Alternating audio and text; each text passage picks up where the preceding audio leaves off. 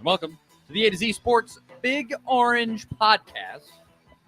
I'm Charlie Burris. That is Zachary.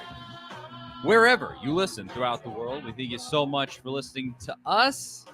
Zach and I talk everything Vols every week here on the Big Orange Podcast. If that's something you want to listen to on the reg, make sure you go over to the A to Z Sports Podcast Network feed on Apple and Spotify. When you get there, rate, review, but most importantly, subscribe. If you do subscribe, you won't miss our shows when we drop them on Mondays. But speaking of Mondays, it is one right now at 7 p.m. Eastern Time, and that means that we are live on YouTube on the A to Z Sports Nashville YouTube channel. So you can go there and join in the show. You can watch the show, comment, give us your thoughts, and we love responding and interacting with everybody. It's always a ton of fun. And so go there, subscribe, hit the notification bell, yada, yada, and you can watch the show live. At Charlie_Burris, at Zach TNT, at A to Z Sports, Facebook.com/A to Z Sports Nashville, and A to Z Sports.com, for everything that Zach writes on the internet. Man, it is a good Monday. That's kind of a rare thing. You know, everybody talks about, what was it, Garfield the cat, he hated Mondays. But it's a good Monday because we got to watch the Tennessee Volunteers play basketball smack in the middle of the day.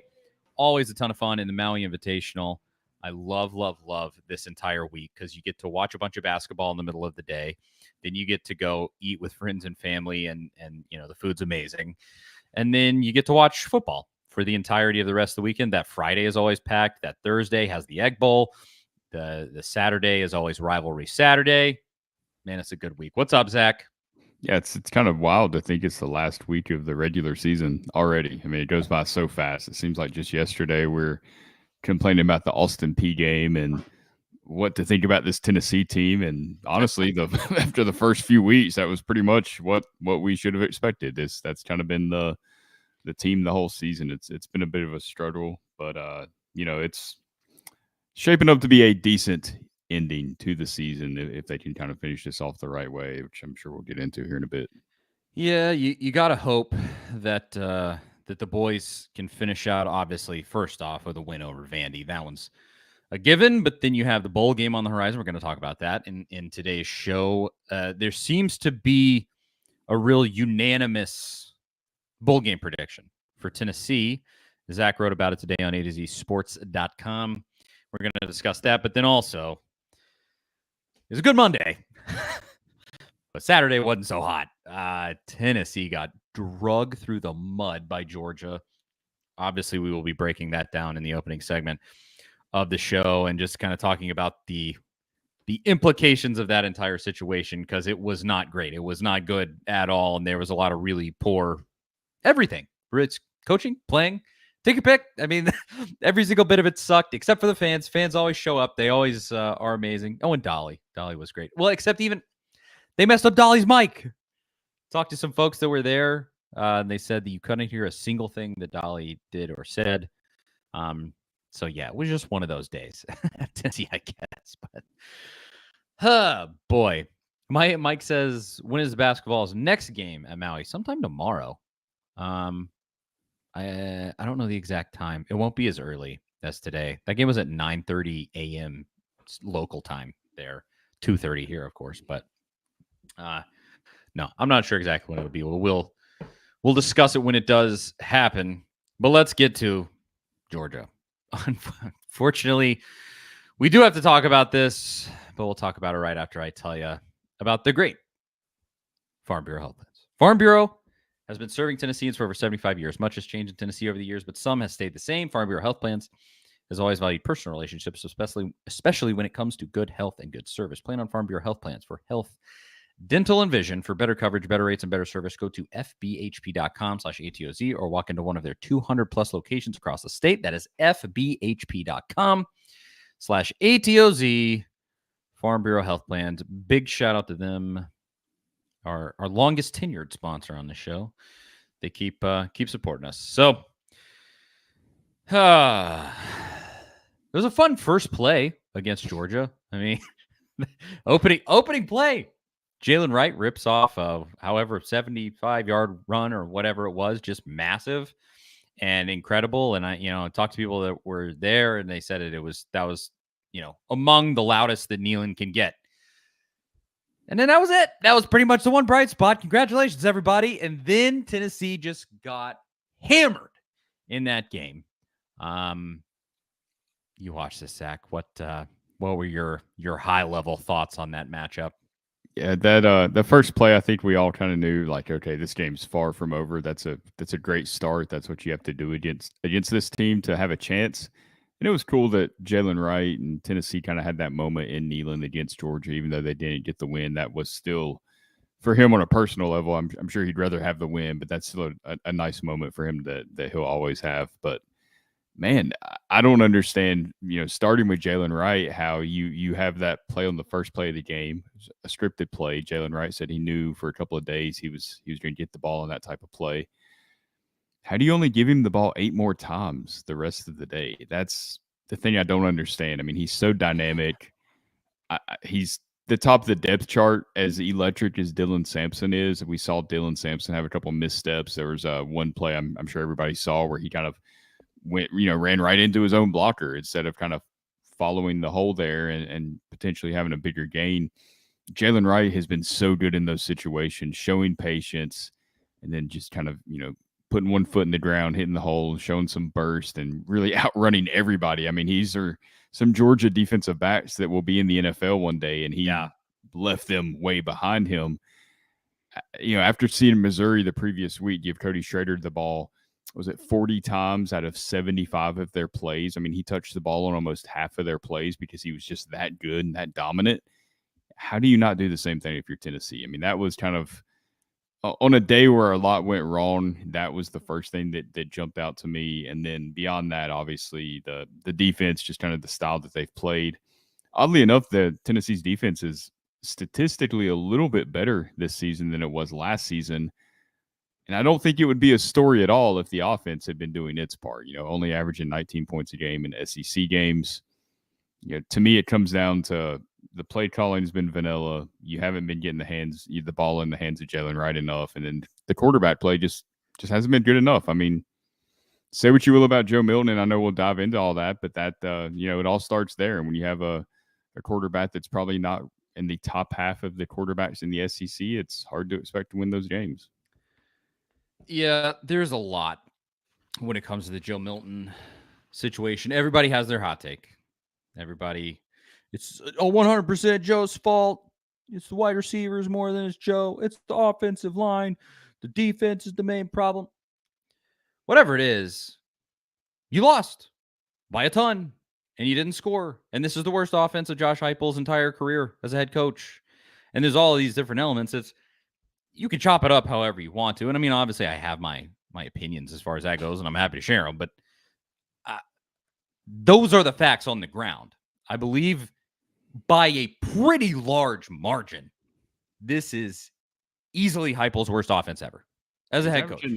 30 points a game overall, which is number 49 in the nation. That's a pretty far cry from the first 2 seasons. And what was it last year? 44? I think. Something. And like I said, 19 points a game in SEC play. That's really the number that sticks out more than anything. Terrible. Yeah. I mean, that will not get it done, period. Obviously, as a dude who has in his head coaching career historically had to score 30 points in games to win. That was the stat actually until that Texas A&M game. The Texas A&M game was the first game of his time as a head coach that he won, scoring less than 30 points. So it can be done, but it's rare. And so that 30-point mark is the magic number, and he's right at it. And so you don't have the ideal season, but you go 8-4. And that's the thing.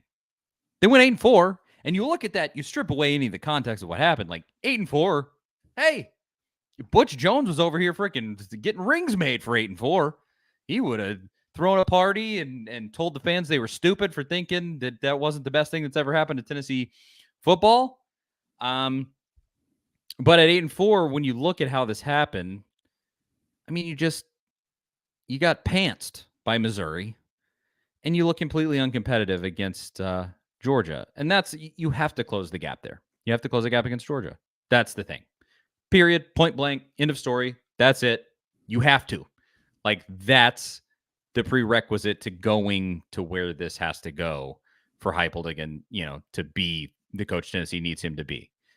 And that's the annoying narrative that we have to talk about, but that's the way it is. And there's What no happened? overnight fix for that either. And that's the thing is going into this game, like I'm way more bothered by the Missouri loss, the Alabama loss, the way they played in the second half, the Florida loss. Those three losses, they're a little different than this Georgia one. This Georgia one late in the season. I mean, we talked about it last week. Georgia has hit their stride. Carson Beck looked like almost underrated. Like I'm surprised to say that about a Georgia quarterback. Nationally, you haven't really heard about this guy. You've heard about the Bo Nix and Michael Penix and Caleb Williams and all these guys, but Carson Beck looked as good as any quarterback I've seen against Tennessee on Saturday. But beyond that, you had no depth. Both of your offensive tackles were out. You had Spraggins getting hurt early in the game. You had, obviously all the injuries that came into the game with being down linebacker depth, wide receiver depth, secondary depth. I mean, you're playing a walk-on for the entire game in the secondary, who played pretty well, I might add, considering the situation.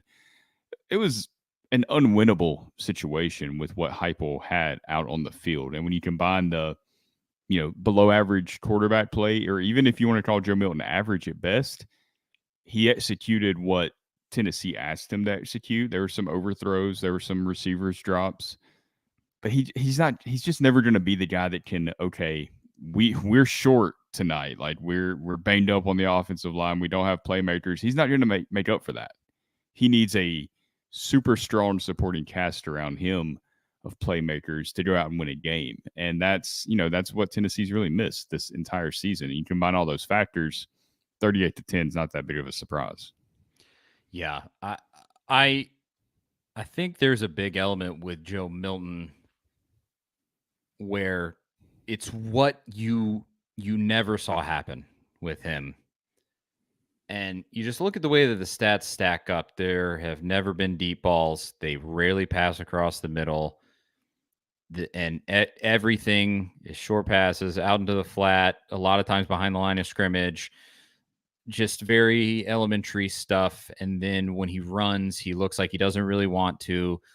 And you never know with a quarterback. I mean, you could go back and look as much as you're able to, but you'll never know like how many passes he could have hit and didn't. And the guy was wide open and he just chose not to throw the ball there. And then there's obviously been a lot of times where he did have that guy wide open. He does throw the ball and he overthrows him or underthrows him or whatever it's been. I mean, you see the deep ball. A lot of times with deep ball, it's like he got scared by his own hype, where they were like, he can throw 80 yards. He can throw 80 yards. And then all of a sudden he's underthrowing every single deep pass. Like he was putting too much air under the ball, period, yes, on a lot of those deep throws. Like he was just throwing it straight up in the air. It didn't look, and then obviously that's really hard to control with any sort of accuracy, and you ended up in some tough situations there. But I agree. It's almost the same. It's almost the same thing that we said about Will Levis last season, is that it feels like Joe Milton is trying to be who people want him to be instead of just being himself. Like even in the post-game press conferences, when you hear him talk, it's not that he's saying anything wrong by any means. I mean, nothing but good things to say about Joe Milton, and by all accounts, it's a tremendous person on and off the field, loved by teammates. But it just doesn't feel natural on him, like the way it did with Hendon Hooker. You know that when a quarterback just kind of has that, and it's like, I'm not saying he's like Will Levis, but that same vibe of like, okay, that just feels unnatural watching this and listening to this. Yeah, you put the ball in his hand and you don't just feel like, yeah, he's got this. Like you're just like, if I call these plays the right way, he might have this. It's more like that. When Hendon Hooker let go of the ball, and it's not fair to compare Milton to Hooker, but it is the natural comparison because it's, year 3 and you want to progress in year 3, obviously, and you want to move forward in the program and build on what you did last season. And when Hooker would let go of the ball, you just felt like something good was going to happen. And right now, when Milton lets go of it, It's over the middle. It's not like I have this scared feeling that he's going to throw an interception because he's taken care of the ball pretty well. He's had some tough interceptions, but he's had like 6 on the year. It's not like he's Yeah. like Levis last season, like he's in the 15 range. You just didn't feel like anything good was going to happen. Like it's going to be an overthrow. It's going to be off target. It's just not going to be, it's a 50-50 chance that something good's going to happen here. That's kind of the feeling you have, or at least I have. Absolutely. I mean, that's 100% it. And it's just really tough. Yeah, Cameron in the comments says it here: square peg, round hole. Like that's kind of long and short of it. It's just like you really want him to be that thing, but it just is not. I mean, he has the build of Cam Newton, and you want him to be that type of guy, and it just whatever it is, it's just not there. And that there's that, and so that's led to this conversation. People want to see Nico play in this final Vandy game. He could retain his red shirt and still play, because he can also play in the bowl game and retain his red shirt, because that apparently that rule changed last offseason. I missed that, but people brought it up on Twitter, and then I saw actual stuff about it. It looks like that's a very real thing. And so he could play in these last 2 games, not lose his red shirt, just let it fly. And to me, I don't think Heupel's going to do that. Fans really want him to do that. He's not going to do that. I don't think. I don't Especially think not on senior day in the stadium. Like, that's not happening. Well, look, I mean, and this is a criticism of Heupel. It's not a going after his head. We can talk about coaches without saying they should be fired or without any of this talk. Like, it's none of that. It's just, hey, this is one thing Heupel does that I don't really love. And sticking with Joe Milton this season after you'd he knows him as well as anybody at this point. After you've seen what you've seen at Michigan the first 2 years, he is what we saw in that Pittsburgh game, pretty much early on in 2021. He hasn't really progressed since then. Like that, that's who the guy Not is. a lot. And that's fine. Like, whatever. It's okay. But knowing that, Heupel had to know that going with him this season wasn't the best thing for this program to win 10 or 11 games. Like, it just wasn't going to happen. That's in the past, whatever. Moving forward with Nico, like, he's your guy in 2024. He's played a handful of snaps. He's played like 7 series maybe this entire season between Virginia, UConn, and he played one other game, I think, there. UTSA. UTSA. Yep. He's barely seen any action. If you want to go roll with him going into 2024, you want him to prepare like a starter and actually start a game, like a couple of games at the end of the season. Guys he's going to be playing with, the Chaz Nimrod, Squirrel White, Caleb Webb, some of these guys that will be his targets next season. That would be invaluable to get that at the end of this season instead of starting fresh next season. It's like it's his first career start, and you're wanting this team to compete for a college football playoff spot in 2024. That's the expectation. Yeah. That is the expectation. It has to be the expectation in year 4 with a 5-star quarterback. How do you pass on that? And I get that it's senior day, so that puts you in a tough situation. I don't know if you're Heupel. He didn't talk about it today. He wasn't really asked about it today. I was kind of surprised that didn't come up at all, really. But I don't know. Like, you've got to make a decision there on what's best for the program, what's best for Joe Milton. Like, what do you do here? I don't know what the right answer is. I know it's a tough spot to be in as a coach. I'm not saying that it's an easy decision at all, and that's why I think he is in a really tough spot this week. Yeah, it is really tough because if you got benched in your final game of the final regular season game of your college career, that looks really bad for NFL scouts. I don't think Milton has I think he'll get like some tryouts, but I don't see him sticking on an active roster. No, unless they're just some switch is flipped. And and you even look, everybody had this hope for Will Levis coming out, the kind of like, oh, well, he was bad in college, but maybe he can be Josh Allen. Josh Allen was bad in college. Well, now Josh Allen, it kind of seems like he's even regressing back to the mean. He's like throwing 40 interceptions a game, and like they're not nearly as good as people thought they were going to be this year. And so, you just look at like the actual chances of him going to the league and succeeding like that, like, yeah, it's happened where a dude is not great in college and then they go on to be really good in the NFL. More than But ever, college football is like AAA, in MLB. You're playing yes, against dudes that are trying to get to the pros for the most part, especially if you're in the SEC, the Big Ten, whatever, Big 12, even to some extent. If you're not good against them there, what makes you think it's going to be any better when you get to the next level? I mean, it really is kind of like a farm system at this point. So I do think there's a lot of validity to what you're saying there as far as pro prospects. yeah, I mean it, and so you look at that. He's gonna have, no matter what ends up happening, I'm sure he'll have a good pro day where he looks. He's a physically impressive guy. That's gonna happen. But yeah, I mean it just that is really tough. And he's been really good to you, and he stuck around all that time, and you wanted to be rewarded for that. But has he done enough to continue to earn that spot when you have the number one player in America from his recruiting class sitting on the bench, bona fide front to back 5-star guy who looks like he has a ton of talent and he's going to be your starter next year? And to your exact point, you want him to get starts before he actually has to get real, down in the mud starts. Boy, I don't know. I don't envy Josh Heupel there. And then there's also this conversation, pivoting a little bit, but still, tangentially related. There was a lot. I think somebody back here asked or said, Jason Crow says Heupel has lost his edge.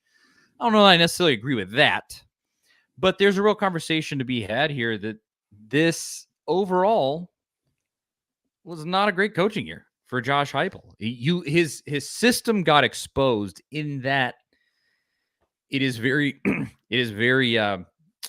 what's the word? Predictable. It's a predictable system. I mean, it is what it is. It is set in stone. Heupel believes in it. He's going to run it no matter what. And that, damn it, we're going to do it till the wheels fall off. Well, the wheels fell off this year. The wheels fell off. Like somebody said to me on Twitter, I tweeted out when we were talking about Jalen Wright, I tweeted out, like, I don't understand why Jalen Wright doesn't play. And you could also play Jalen Wright and Dylan Sampson together and have two great physical specimens. They are on the field. It's two great athletes that you could work with.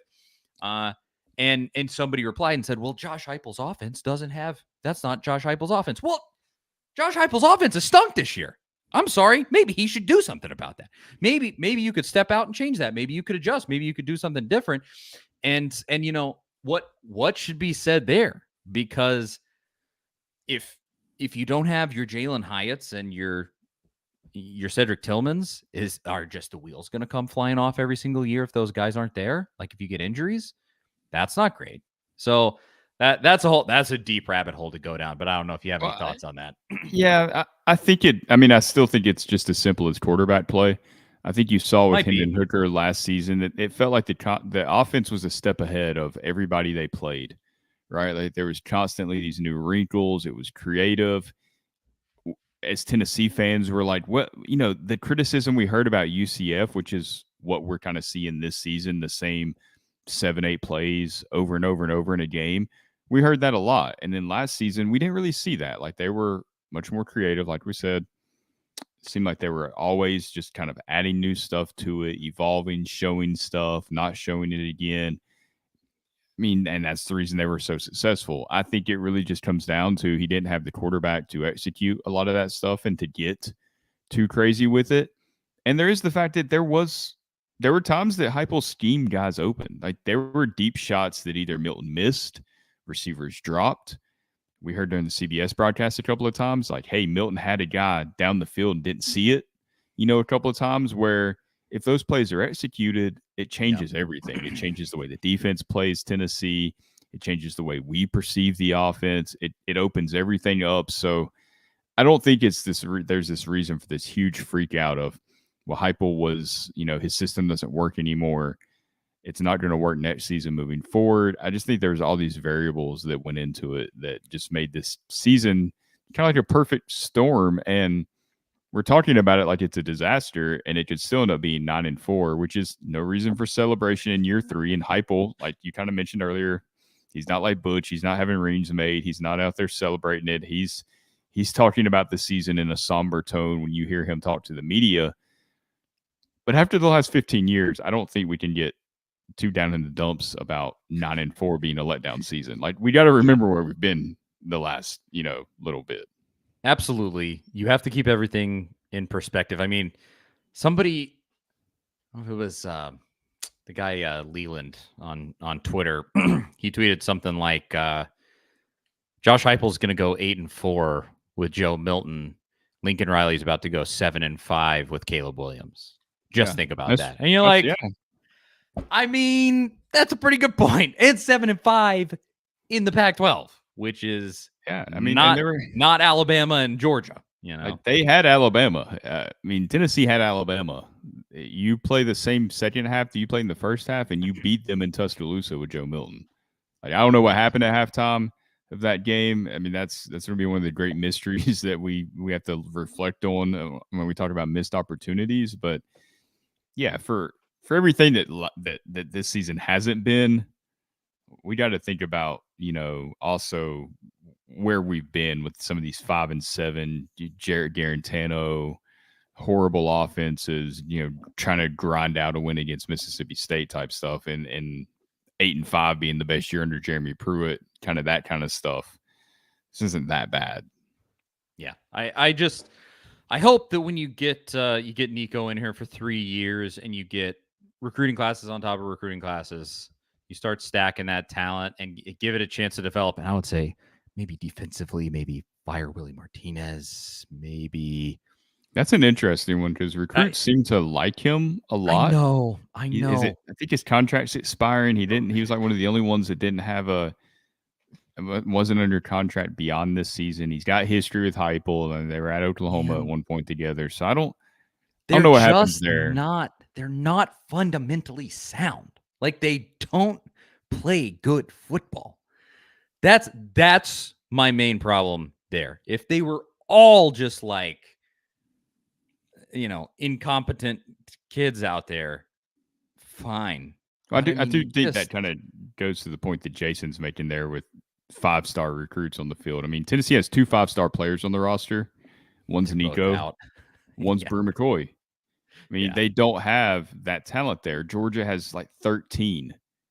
And then you go to 4 stars. Georgia has something absurd like 50, 40 or 50-some 4 stars on the roster. Tennessee's got like 30. I mean, it just kind of trickles down from there. Like that is a huge gap in talent.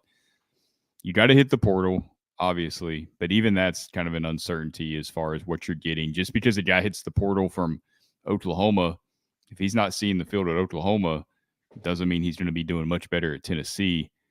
It still really comes down to recruiting, landing elite high school recruits. Those are the guys that Georgia has out there that are really making the plays.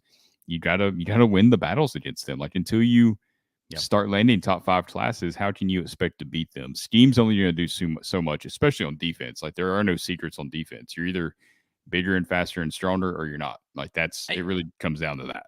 I mean, short of just straight up getting better talent. I mean, Crompton on our post-game show, he also brought up that he kind of liked the DBs. He questions whether they're particularly well coached. I thought that was interesting. Obviously he has all the very detailed, like technical knowledge there to notice things that your lay person is not going to notice. And I thought that was interesting. And so maybe you have other considerations there. I'm not saying fire the wide receivers coach, but I'm just saying that that's something.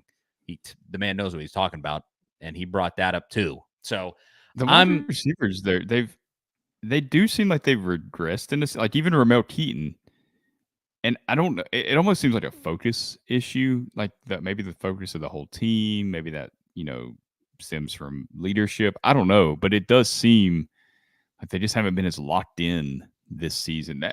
We've seen flashes.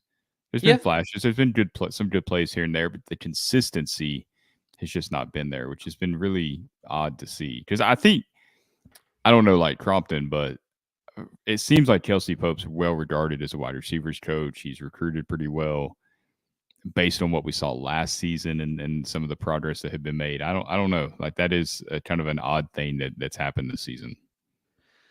For sure.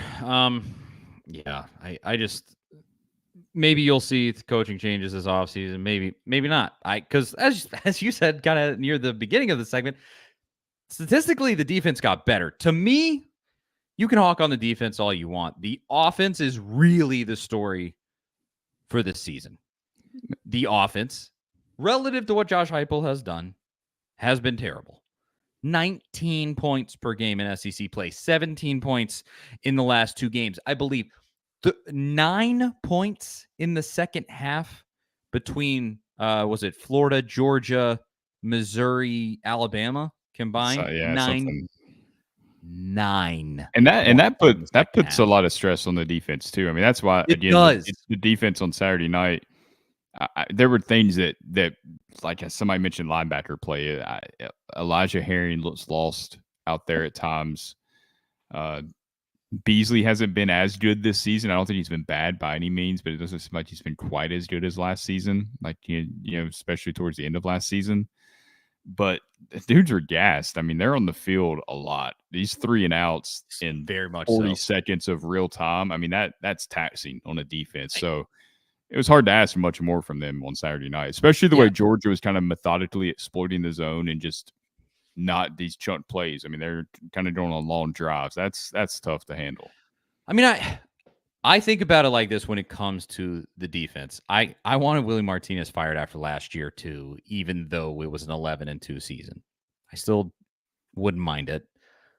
But the thing that gives me pause always talking about the defense this year is that I think it's unequivocally true that if you took this year's defense and you combine it with last year's offense, that is a playoff team. They wouldn't have lost to South Carolina. They probably still lose to Georgia, and just because that was, again, an offensive nightmare there. Georgia only scored 24 points in that one, 27, and so 27, whatever it was. But yeah, I just think that element is what keeps me from just a lot of people like fire Tim Banks, and you're like, defense actually got better this year. It wasn't by no means was it Georgia or like quote unquote really great or anything, but I mean, dude, that would have been that team last year was a force to be reckoned with, even with the poorer defense, much less with the one that you got this year. So I don't know, not to give him a pass, but I think about that. Ben says Charlie wants everyone except himself fired for every third down given up. Did you see Georgia's third down conversion rate in that game? I'm sorry. Is that acceptable? The one that got me was it was a 3rd and 7, I believe, and Brock Bowers was out wide, and the DB was playing 10 yards off of Bowers. And I get you're not trying to give up big plays, but if you got 3rd and 7, like that's your chance to hold them there, force up. At that point, it was a field goal range. You're just giving it to him, especially Bowers. I mean, you run to the sticks. He's right there. It was an easy 3rd down conversion. Like Beck didn't even have to look anywhere else. Those are the ones that are frustrating to me. I get that sometimes you're going to get pressure and guys are going to be down the field and the quarterback's going to scramble for a play. I mean, Hendon Hooker did it to teams last season all year long. That's going to happen. It's really hard to defend that. It's just those ones where you can tell before the ball snapped, like, yeah, that's going to be a first down right there. Like that, everybody sees it. Yeah. Well, we could keep going on everything that happened. A couple more things that we want to talk about with football. The bowl predictions. We're going to talk about that. There has emerged a kind of unanimous pick for some reason as to the bowl game that Tennessee might go to. I think it's under the assumption that Tennessee beats Vanderbilt, of course, which is a fair assumption. But I did want to talk briefly about the recruiting implications of getting your doors blown off by Missouri and Georgia. And if there are any, there was a whole bevy of high-end players. I mean, bunch of 5 stars, bunch of 4 stars at that game on Saturday, and they watched Tennessee get humiliated by Georgia. And what might that mean for Tennessee, if anything? It might not mean anything. It might really not make a difference, or it might. So let's talk about it right after I tell you about our great sponsor, HelloFresh. With HelloFresh, you get farm fresh, pre-portioned ingredients and seasonal recipes delivered right to your doorstep. Skip trips to the grocery store and count on HelloFresh to make home cooking easy, fun, and affordable.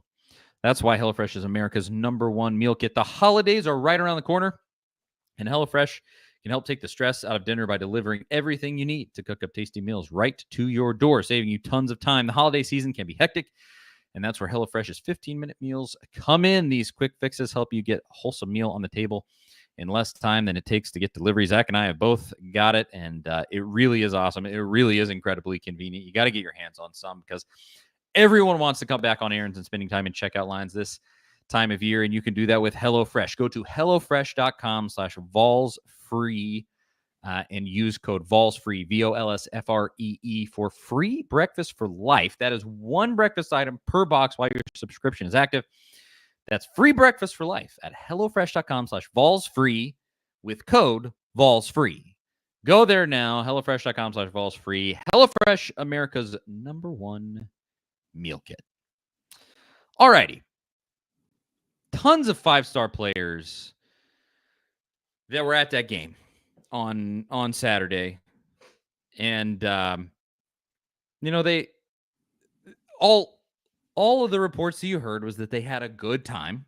I mean, of course, Tennessee is going to show them the best time that they can. But what Tennessee cannot control, or well, they can control it to whatever extent they can control it. But what they didn't get done was a win on Saturday. But not just that, they got run off the field in their own building in front of all these recruits and a bunch of recruits who you are also competing with Georgia for. Some of them. Not all of them, but some of them. And I'll just first throw it to you, Zach. Do you think that it's going to have a negative effect on recruiting? Not just the Tennessee went 8-4. I mean, that's not a terrible season, as we've been saying, but the way that you've lost these games, maybe. I mean, it can't be good. It's not a positive. It's hard to, sure. It forces the coaching staff to recruit a little harder. Their sales pitch has to be a little better. Their relationship has to be a little better. Kirby Smart's a good recruiter. Nick Saban, all these guys that are landing top talent. It's hard enough to go up against them, just how good they are out on the recruiting trail, let alone when they can promise championships, especially Kirby. I mean, they haven't lost a game since 2021. If you're going up against Georgia for a 5-star recruit, I don't care if he's an in-state kid or not. Like, that kid wants to get to the NFL. He wants to win a national championship in college, which the type of players you should be going after. That's what they should want to do. It's hard to fault Tennessee for not getting one of those guys over Georgia. Like, they just can't offer that at this point. So it's still got to be this slow build where you win a couple of these because your relationship is so good and a kid believes in your vision and they want to come there. But I do think it makes it more difficult. You can sell the future a lot. You can sell what you did last season. Kirby can say, look, it was a fluke. They've only done it once in the last 15 years. Look at what they did this season, the year after. Look at what we did. Everybody was kind of saying we might be a little bit weaker to start this season, and now they look like the best team in the country the last month of the year. I mean, it's hard to go up against. I mean, even Alabama kind of recovered after a little rocky start in the loss to Texas. They're in line to maybe make the playoff.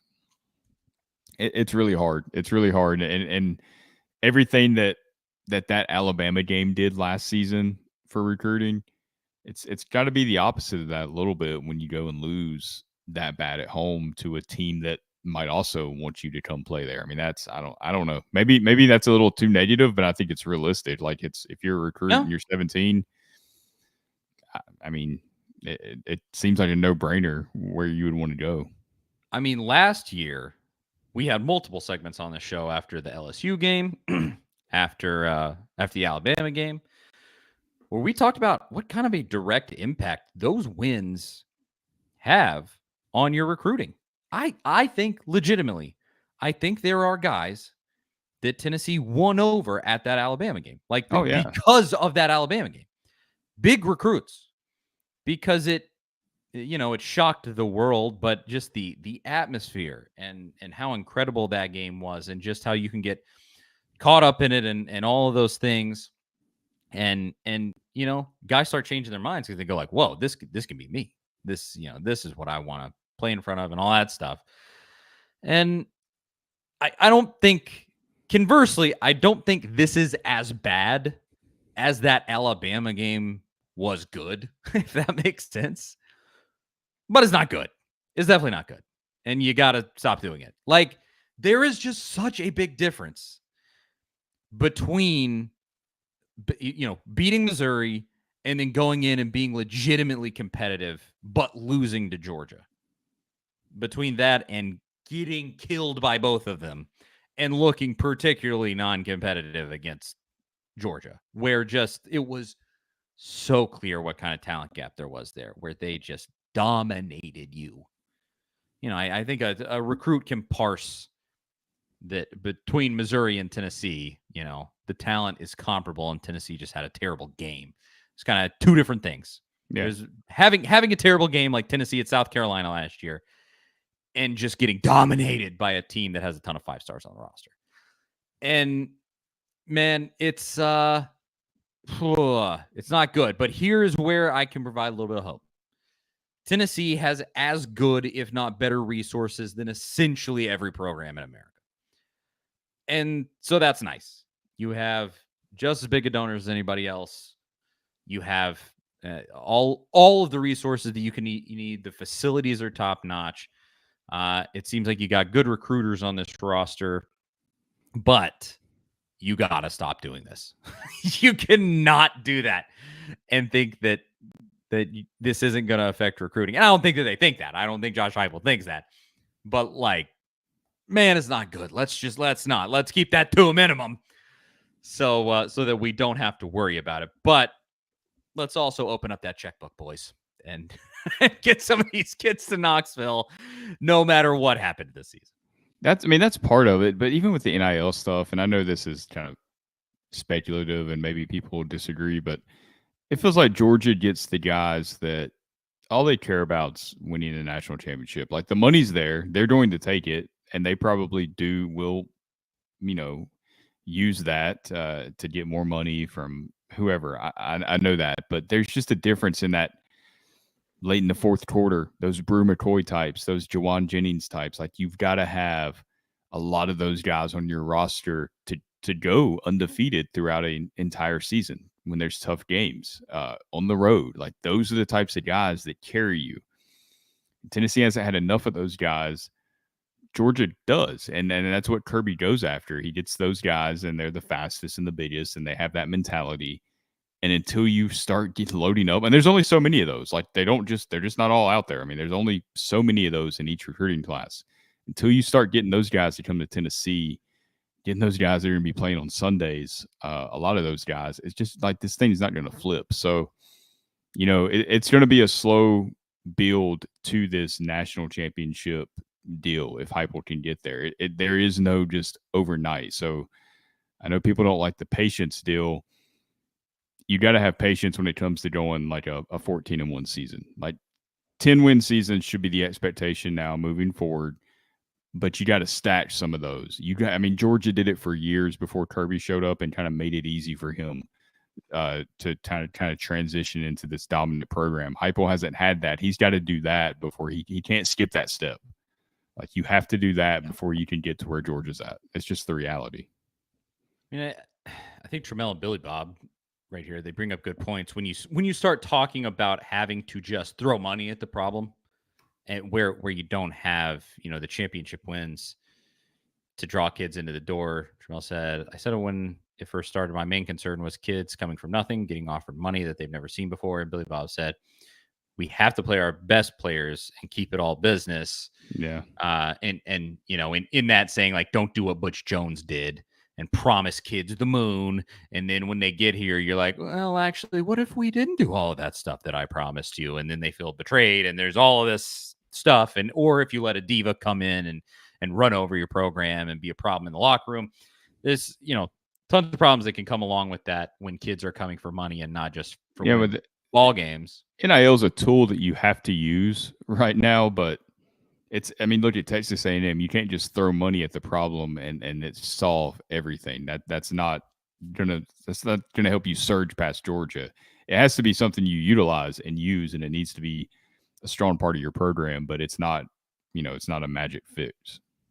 It's not. There's even this element too. Mark says, "Will Brew be back next year?" You can have those minimum dudes, some NIL at dudes who you want to stay. Like Cooper Mays would be, he should have a blank check, probably. Pay that man, because boy, howdy, are you going to need him next year? I mean, good Lord. I think you will have much more depth next season, especially if you can dip into the transfer portal again. You will have more depth on the offensive line next season, and especially if you can get Jordan Seaton from this recruiting cycle. But man, yeah, you're gonna have to pay up for some of those boys too to stick around at Tennessee, and you maybe hope that Cooper wants to keep building his NFL resume or whatever, and he comes back without needing a blank check. But who knows? That's another factor too. But with that said, anything else when it comes to football before we move on to basketball? And we'll go basketball, and then we'll finish with a prediction for the Vandy game.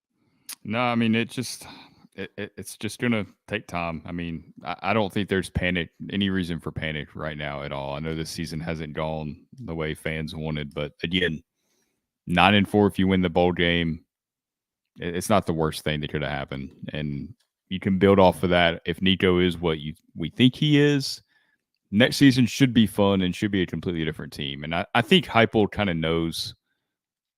He's been around long enough that he knows the situation. He kind of knows what this year's been. I think he thought he could steal a couple of games and go 10, 11 wins. I think he thought 10 specifically was possible. I don't think he thought what happened at Missouri was going to happen. I think he thought he had a chance to steal one of those against the Big Three, but it just didn't work out. Like it happens, and that's just bad quarterback play. Just don't let it happen again.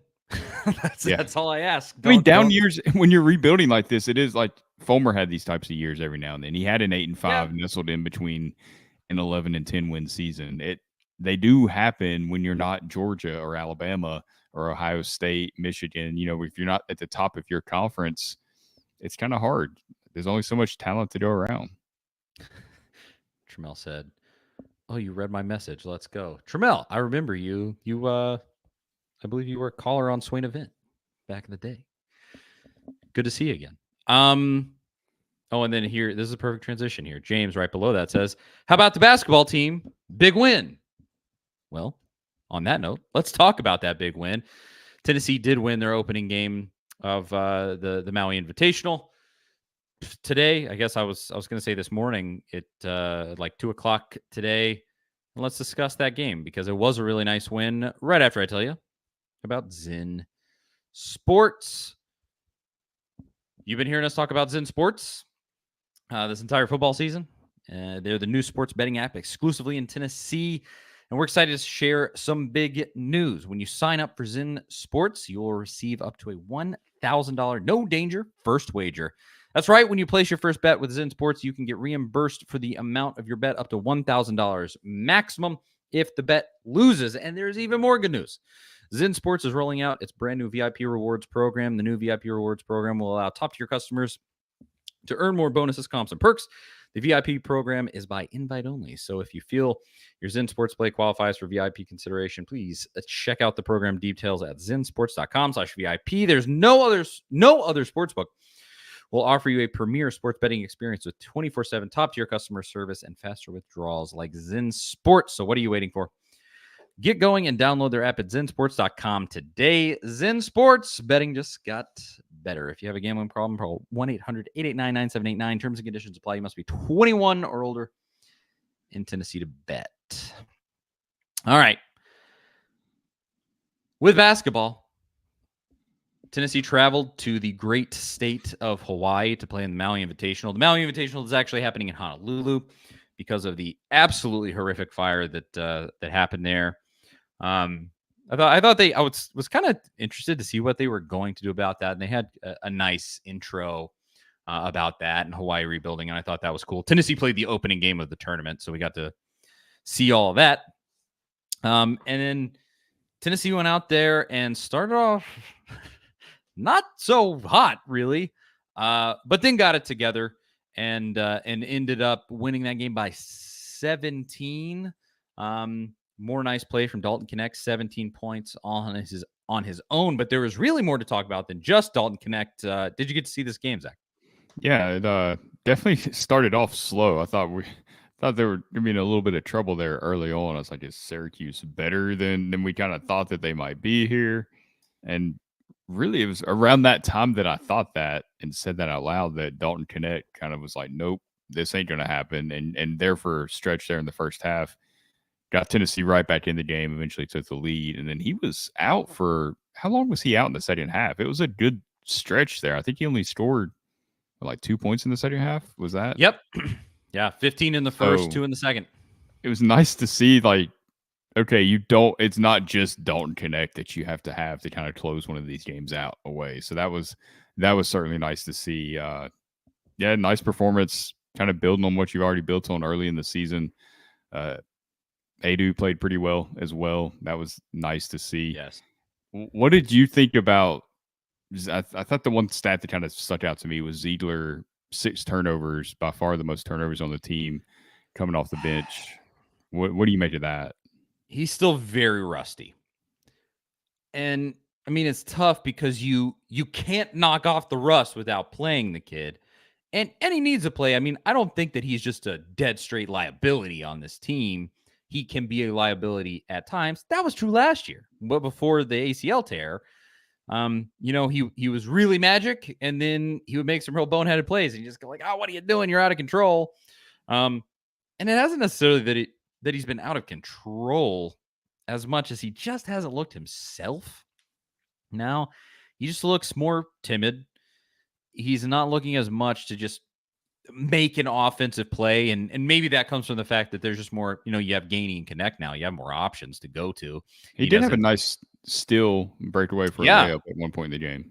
I mean, he's still having his moments. I think he's just gotta, you just gotta knock that rust off. You just gotta get more into the groove, gotta get going. And I think having those offensive additions that are really good. I mean, Justin Gainey today, dude, he threw down a slam that I would say I've already said it on the show. I heard a coach's kid was coming in, and I went like, okay, well, we got another Steve Pearl on our hands here. Maybe he can inbound the ball for us. And Jordan Gainey is a dude. He is a real dude, and he can play. And I like that Billis and Schulman pointed out that he's put on just a lot of, what's the word, physique. he's more cut and a bigger dude than he was last year at USC Upstate, and he's been impressive. And I think taking some of the pressure off Ziegler there, he's not playing as intense as he had to last year, and so he's just a little out of sorts, getting used to that new role.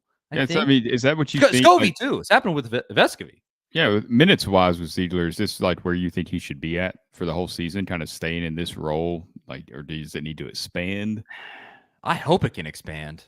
I mean, I really hope by the time March is rolling around that he is buzzing, and it's just like both. I mean, at this point, you're playing a few different point guards. I mean, Jemai Mashak is playing point guard a decent amount for some reason. But I just hope that you can just get that rotation going, and every single guy is reliable, 100% healthy, good to go, and playing at the top end of their ability. But yeah, I think it just depends on how he progresses, I guess. You just got to see it, because I love if Scovey can really settle in. I love how he could be used this year, because he's not naturally just like take over a game, point guard, that type of dude. He's perfect being facilitated.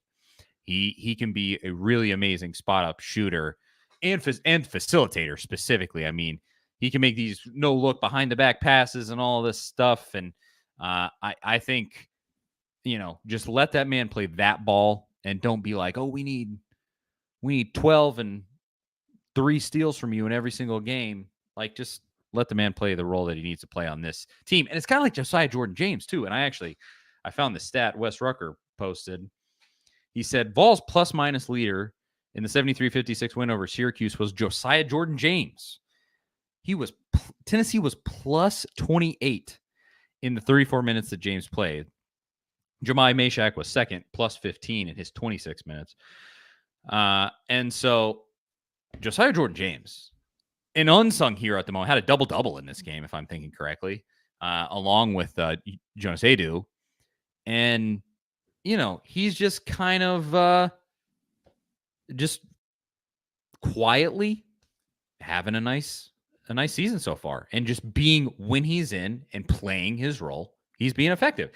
That's all you can ask. Let Connect be that dude that backs down guys and makes the flashy plays and does all this stuff, and everybody else like play your role. Yeah, Be the dude that he needs you to that's the be. best thing about Connect is that, and not only what he brings is that it really does feel like it's allowed other players to settle into their more natural roles, which is better for the team as a whole. I mean, that's kind of the exciting thing to think about with this team. Just everybody, I don't know. It's like you said, it's hard to kind of put it into words. It just does feel more natural for everybody out there, not like they're trying to be forced into a role.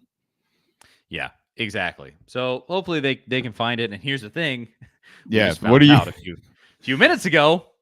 So Purdue beats Gonzaga, and Purdue beat Gonzaga by 10. And it's not like Gonzaga's a bad team. That's gonna be an interesting game. A little revenge spot for the Music City Bowl a couple of years ago. I mean, they have Zach Edey. They have the reigning player of the year in college basketball. They obviously lost in the NCAA tournament last year in a borderline comical way to a really inferior team, but it's not going to be easy because Zach Edey is way bigger than Adu. He is way bigger than Tobe Awaka, who got hurt. We don't even know if Tobe Awaka is going to be playing. It looked like he rolled his ankle or something, and they took him out for the rest of the game. And oh boy, I don't know. I think Tennessee can win, but it's going to have to be guard play, and then rebound what you can. Guard what you can against Zach Edey. Just do as much as possible to stop them. And I think this is an incredible early season barometer. Oh, this is so good. I love this so much. Win or lose, it's fantastic because one, for fans, like it's an awesome early season game, Thanksgiving week, where everybody's kind of more relaxed anyway. You get to 8:00 tomorrow night, you get to watch Tennessee play Purdue. And it's a great experience. It's a great tournament experience. These are the type of teams you have to be at. Well, I mean, you got to beat a team like Purdue to win a championship, pretty much. I mean, that's the task at hand.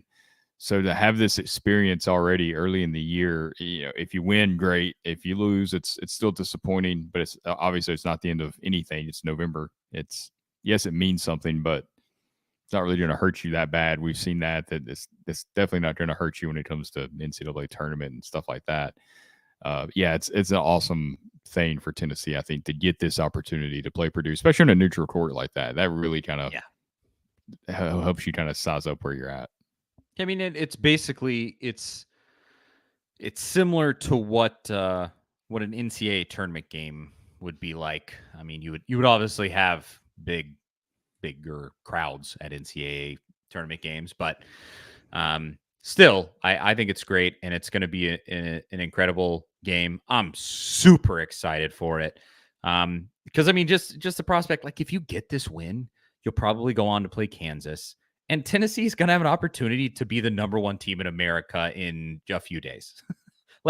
That's essentially what's on the line here, because you will, to get there, you will have beaten Purdue, who's number, what are they? I didn't even look. 4? Yeah, early in the season, it's hard to keep track of who's where and what. Yeah. Because Tennessee's at 7 right now. Yeah, Tennessee's at 7. Kansas is at number 1, and so you would beat they're number 2. Oh, Purdue's number 2. I was thinking 4. Yeah, Purdue. So you would beat, in back-to-back games, you would beat the number 2 team in America and then the number 1 team in America. Then you go to Chapel Hill. Then you go to Chapel Hill next week. Yeah, and then you go to UNC. So it's not, congratulations. Which I think Rick on that scheduling. That's a road game I think they should win. Anyway, I know UNC's like 14, but I don't know. I still don't. I think they're not. I think Tennessee will be fine. They're not amazing. But I would say this. I think the chance of that happening, of Tennessee winning both of these games, there's a better chance that you're going to lose one of them. I will say that.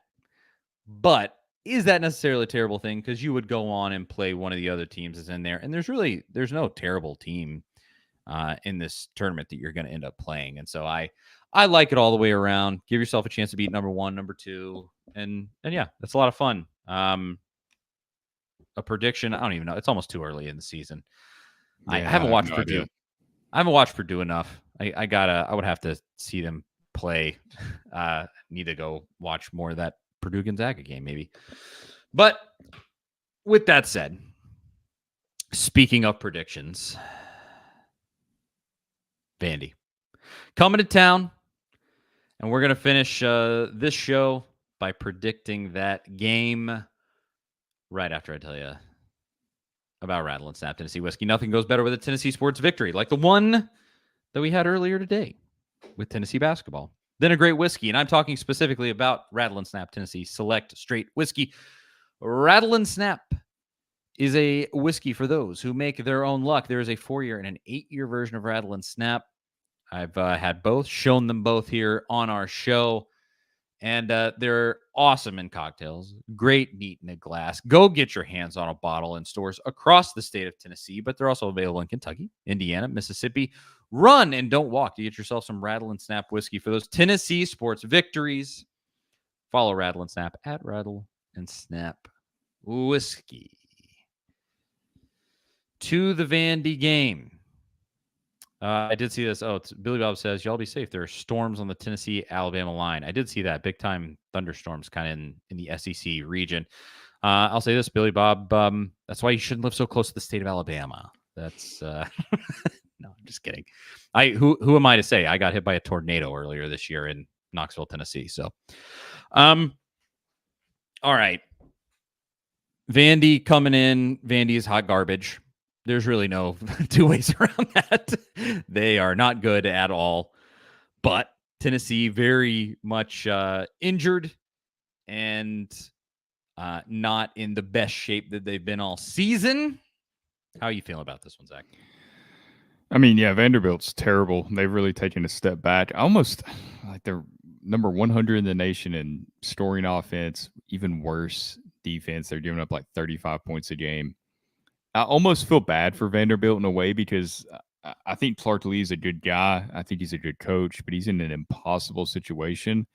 I think it's going to be impossible for Vanderbilt to really build anything at this point with the portal, NIL era. It's just not going to happen. Those gyms that they would get every now and then, they're going to be gone. I mean, it's like Ray Davis, heading out to Kentucky, and you've seen how good he's been at times at Kentucky. Anybody that's any good is probably going to get, scooped up by a bigger program that can pay NIL, that can put them on a bigger stage. It's going to be really hard, I think, to win there. The days of James Franklin going there and winning 9 games, I don't see how we'll ever see that again at Vanderbilt. So tough spot for them to be in, as ravaged as Tennessee has been with some injuries. Spraggins won't be playing in this one. Some other guys are, even if they do play, they're kind of banged up and questionable. But I still think Tennessee should have their way with Vanderbilt. I don't think Vanderbilt's going to be able to score much. Tennessee hasn't looked crisp enough for me to think they're going to air it out and score 59 points like they did last season. Maybe with running the ball, which they did last season in that game because it was rainy. Maybe that happens, but I don't know. I got Tennessee winning 34-6 right now. That's a pretty fair prediction. I mean, I'm just looking back. South Carolina just beat them 47-6. Auburn haven't won since like early September. Yes. They beat Alabama, A&M, and Hawaii in back-to-back weeks and lost every single game since then. Most of them haven't been close. I think they played Auburn, which we now know is not very good at all. Somewhat close, but, it's been about it. They, ironically, Missouri 38, Vanderbilt 21. They played still 17. Closer, better than Tennessee did. Yeah, 12 points better than Tennessee. That's not great. But they have just been so abysmal in these last 3 weeks. I mean, 6 points against South Carolina, 15 points against Auburn, and 7 points against Ole Miss. And it's not like none of those teams are, just really excellent defenses. So, I mean, they're in the dumper at the moment. And Tennessee is probably in the roughest shape that it's been in all season. But, yeah, I mean, it's in Neyland Stadium. Not that the venue would have really made that much of a difference because Tennessee fans take over Vandy Stadium every time they play there. But You know, If it wasn't Vandy, it would make that Nico decision a little easier. exactly. But it is in Neyland and it is senior day and it is going to be sold out. I mean, it's going to be a good game for Tennessee. It's 3:30 directing or competing SEC network. directly. Yeah. Yeah, SEC Network directly competing against the Iron Bowl. But I don't know who Which made should be that a similar decision. that should be a similar game too, the way Auburn has Woof. looked. I don't know that Auburn's been a house of horrors for Alabama over the years, That but is true. They do tend to show up in that game, kind of like Missouri for Georgia. Like they haven't beat yeah. Georgia, but they do give them a tougher game than everyone else. It seems like, And even when they're bad. Freeze beat Saban twice, so in like 5 tries. But anywho, I mean, God, I look at this. please let Auburn somehow beat Alabama, and then Alabama beat Georgia in the SEC championship game. Please, please. The best. I mean, I was texting y'all today about how like why is nobody talking about the possibility of Louisville getting into the playoff? I mean, it seems totally outlandish. They were a garbage dump team a year ago. And then all of a sudden, now because Florida, everybody's just assuming Florida State's just going to steamroll them in the ACC championship game. Well, all of a sudden, Florida, Jordan Travis is out for the season. He announced today that his college career is over. And because of that horrific leg injury, it was terrible. And hopefully he makes it back 100%. But yeah, there's goofy things that could happen here. And, that's one of them. What you just said would be one of them for sure. That's why I can't wait for the 12-team playoff. I know people like to, especially some of the college football purists, but look, college football is never going to be what it was 15, 20, 30 years ago. I miss it too. I think we all grew up on that and love that, but it is what it is. Like we're not in that era anymore. So the fact that what if Louisville, is a team, or Tennessee could be that type of team that sneaks in as the 11 and gets hot or something and goes on a run. I mean, with more and more parity, it could happen. I mean, that's what kind of like a little mini NCAA tournament. It's why I've wanted that setup for so long, and I hope that those things do start to happen when you get the larger playoff. But with that said, I'll go for Vandy. I mean, you just look across the board. Ken Seals at quarterback, like no, no. And what they played, didn't they play Seals and Swan last year, and then AJ Swan left. He's at Mississippi State, right? Am I making that up? I think that's the case. But I mean, Seals is not that guy, and so I'll go 41-13 for this one. They do. I don't know if it's enough for Nico to get in the game. Oh no, AJ Swan is still at Vandy. Who am I thinking? Mike Wright. Mike Wright. That's who it was. Mike Wright. Yeah. I got him confused. Mike Wright. Yeah, he's at Mississippi State. But no, yeah, 41-13. You almost got the Georgia score right, by the way. You had 38-17. If that late pass interference in the end zone gets called, or Joe Milton runs to the end zone when he had nothing but green grass in front of him and scores that last touchdown, you'd have been dead on it. Yeah, sadly, I'm sad to say that. I was right in that I said that Tennessee would lose to Georgia by less than they lost to Missouri by, because they only lost by 28 instead of 29.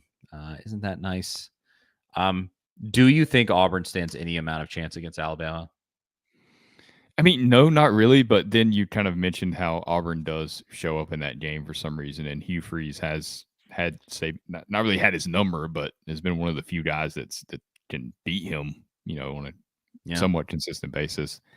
I mean, it is the Iron Bowl. It is a different vibe. Maybe they show up. Maybe Alabama has a terrible game. I don't know. I mean, I don't think Auburn's going to win at all, but if they make it an interesting game, I guess that would be fun. I could see it being weirdly close. Like Auburn never even gets the lead, but they're only behind by like 7 for most of the 10. Yeah. And you're just like, why is Alabama not putting them away? I could see that. Kind of like the happening. Tennessee Kentucky game, maybe. Yeah, right. Where you're just like, why are we letting these dudes hang around? Like, just come on. Yes, exactly. All right. That's it. I'm Charlie Burris. That is Zach Reagan. This has been the A to Z Sports Big Orange podcast. Thank you to everybody who listen. We can't appreciate you enough. Even people like Lou Man, who is a Vandy fan, we'll forgive him for he knows not what he does. But seriously, though, to everybody that comments, that hangs out, go Vols, GBO. Let's finish this one on a high note. Oh, we didn't mention out of all of that, the bowl game. I didn't even bring it up. So do we have to circle back around now? Because I promised it all of that entire time. Then we ended up not talking about it. Holy cow. We got too caught up talking about recruiting. So you wrote about it today, just quickly. Actually, that was Craig that wrote about it. Oh, Craig wrote about it. My fellow Texas Rangers fan. Yes. The Gator Bowl versus North Carolina or North Carolina State, NC State. And really, my only take on that is, thank goodness it's not the Music City Bowl. Yeah. That's really like the long and the short of it. But it's so weird. Like suddenly this consensus came in. I don't know if they just if the bowl organizers talked to reporters or something, but everybody all of a sudden was like, Tennessee in the Gator Bowl, Tennessee in the Gator Bowl, Tennessee in the Gator Bowl. I mean, it was like 8 different predictions that I saw that were that, and suddenly that's locked in place if Tennessee beats Vandy. Tennessee's not turning down the trip to Florida, and all things considered, Gator Bowl feels a lot better than Music City Bowl or the alternative. So I'd be good with that. I'd like to see an NC State rematch from the 2012 season, just because I would like to. I'd like to see him beat Dave Doran after everything that kind of went down in the 2017 coaching search. He was, briefly a part of that whole ordeal. And former Vols coach Dave Doran. Yes, briefly. I think they almost hired him, and then John Curry ghosted him. That was the one that Curry just quit texting him back, and Doran thought he was going to be the Tennessee coach. Just another wild subplot of that whole coaching search. But yeah, I would like to see that matchup. Dave Doran should be happy he didn't come here. It wouldn't have been a good fit. He would have been fired in 3 years. Yeah, it'd be that. The coaching is whoever Arkansas State plays down there in the Sun Belt. Yeah, come on. Oh, and I guess, sorry that segment is so short. That really is my only take on it, though. I love that. I'm glad it's not the Music City Bowl. But do you think Nico ends up playing against Vandy? I meant to ask that. Yeah, I think he does. I think he has to, unless the game's just weirdly close, which really would be more of a reason to play him. But the optics of that, I think we know by now Heupel doesn't really care for that. I don't know. I think you start Milton, let him play a series or two, and then Milton's got to kind of be all Vol enough to know that Nico playing isn't an insult to him. It's what's best for the program moving forward, because you're not playing for a championship. You're not playing, for a New Year's Six Bowl at this point.